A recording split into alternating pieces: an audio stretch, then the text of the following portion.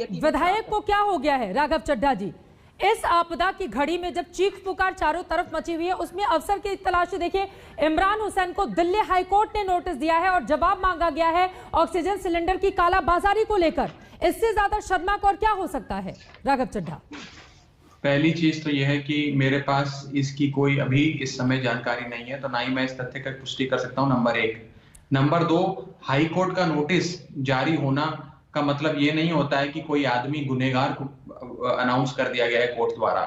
अगर कोई ऐसा विषय है, हाईकोर्ट उसमें जांच करना चाहता है, हाईकोर्ट नोटिस इशू करके लोगों से जवाब चाहता है, अवश्य जवाब देना चाहिए। अवश्य अगर कोई ऐसा नोटिस गया तो जवाब आएगा भी और पूरी पारदर्शिता से चीजें सामने रखी जाएंगी। मुख्य तौर पे जो आज आपकी बहस है, जिस विषय का आपने आज काफी डिटेल में चर्चा करी है, मैं आपको एक चीज ये बता दूं सबसे पहले कि प्रधानमंत्री जी अपने मुख्यमंत्रियों के साथ, सभी राज्यों के मुख्यमंत्रियों के साथ जब बैठक करते हैं तो अक्सर हम देखते हैं कि सारे सीएम्स अपनी परेशानियां रखते हैं, प्रधानमंत्री जी एंड में एक भाषण देते हैं और वो मीटिंग समाप्त हो जाती है।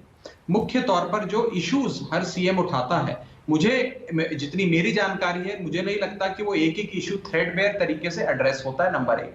नंबर दो, आज अगर केंद्र और राज्य मिलकर साथ में काम करें तो हाईकोर्ट और सुप्रीम कोर्ट के हस्तक्षेप की कोई जरूरत ही ना पड़े। आज हम ये देख रहे हैं कि किस प्रकार से इस देश के 18 राज्यों ने ऑक्सीजन की डिमांड केंद्र सरकार के सामने रखी। 18 में से 17 राज्यों को जितनी ऑक्सीजन उन्होंने मांगी उतनी मिल गई। एक राज्य था जिसको ऑक्सीजन नहीं दी गई, आधी ऑक्सीजन दी गई जरूरत से, और वो था दिल्ली। अगर इस प्रकार का भेदभाव होगा तो समस्या आन खड़ी होगी।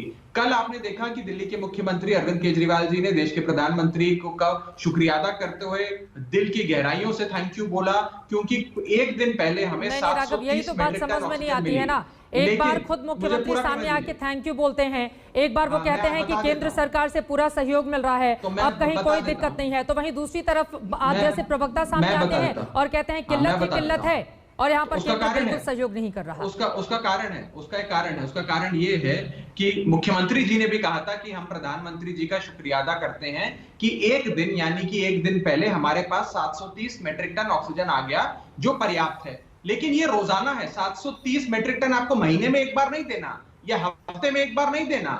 ऐसा नहीं हो सकता कि आज जो मरीज है उसे आज पर्याप्त मात्रा में ऑक्सीजन दे दें और कल ऑक्सीजन नहीं आई तो मास्क हटा दें कि भैया हमारे पास ऑक्सीजन नहीं है। 700 से अधिक मेट्रिक टन का ऑक्सीजन आपको रोजाना सप्लाई करना है। अब आज ही का उदाहरण ले लीजिए, आज अभी कुछ ही देर पहले हमने ऑक्सीजन बुलेटिन जारी करी जिसमें यह आंकड़ा आया कि कल मात्र 577 मेट्रिक टन ऑक्सीजन जारी हुआ, यानी कि हमारी जरूरत से लगभग आधा।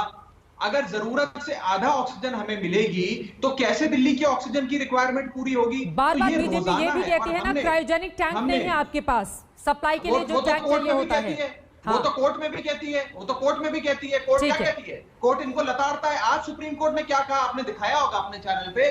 सुप्रीम कोर्ट ने स्पष्ट शब्दों में भाजपा की सरकार को कहा कि 700 मेट्रिक टन आपको रोजाना इनको मुहैया कराना है। हम ना नहीं सुनेंगे। आप आइवरी टावर्स में रह सकते हैं, आप शुतुरमुर्ग की तरह अपना सर रेता में धसा सकते हैं, लेकिन हम अंधे नहीं हैं। हम जनता की जो त्राहिमाम हो रहा है वो देख रहे हैं। आपको दिल्ली को 700 मेट्रिक टन ऑक्सीजन, ठीक है, दिल्ली सरकार को भी फटकार लगी है, उसका भी जिक्र आपको करना चाहिए, ठीक है। लेकिन अजय आलोक, मैं सीधे आपको चर्चा में लेकर आना चाहूंगी। देखिए, राजधानी दिल्ली में अपराजिता जी, मैं फौरन लौट रही हूँ आपके पास। बिहार का क्या हाल है, जरा दर्शकों को हमारे ये भी बताइए। और क्या वास्तव में स्थिति ऐसी हो गई थी कि समय से पहले वायरस पर जीत की घोषणा की वजह से आज हम इस हालात में पहुंच गए, अजय आलोक, जैसा कि राहुल गांधी बोल रहे हैं? देखिए, मैं आपको एक बात बड़ा स्पष्ट बोलता हूं कि राजनीति में आपकी विपत्ति हमारी संपत्ति तो होती है, बिल्कुल होती है, लेकिन कम से कम सारे राजनीतिक दल, जो सत्ता पक्ष के हैं या विपक्ष के हैं, देश की विपत्ति को अपनी संपत्ति लोग ना बनाए तो ज्यादा बेहतर रहेगा। आज के समय यह तू में आरोप और प्रत्यारोप करने का नहीं है। ऐसे तो मैं भी कह सकता हूं कि बहुत अच्छा हुआ कि कांग्रेस की सरकार नहीं थी इस विपदा के समय में, नहीं तो अभी तक तो 2 ही लाख मरे थे, पता चलता 20 लाख मर जाते। तो इसको क्या कहेंगे आप? ये कोई टिप्पणी होगी? करना नहीं चाहिए, ये सब चीज से बचना चाहिए। कोई राज्य सरकार हो, चाहे कांग्रेस की राज्य सरकार हो, आम आदमी पार्टी की हो, चाहे हमारी राज्य सरकार हो या भाजपा की राज्य सरकार हो, हर राज्य सरकार कोई नहीं चाहती है कि उसके राज्य में लोगों की मौत हो और किसी कारण से कोई अभाव हो। लेकिन आप इस पैंडेमिक का स्केल समझिए, जो सबको समझते हुए डिलिबरेटली इग्नोर कर रहे हैं। ये ह्यूमन पॉसिबल नहीं है। एक एक दिन में 3.5 लाख, 4 लाख, 4.5 लाख केसेस आ रहे हैं। ये आ रहे हैं, ये अमेरिका में भी आए थे, 8-8 लाख तक आए थे, वहां भी ध्वस्त हो गया था, यहाँ भी ध्वस्त हो रहा है। इससे निकलना है, इससे निकलने का एक ही तरीका है, वैक्सीनेशन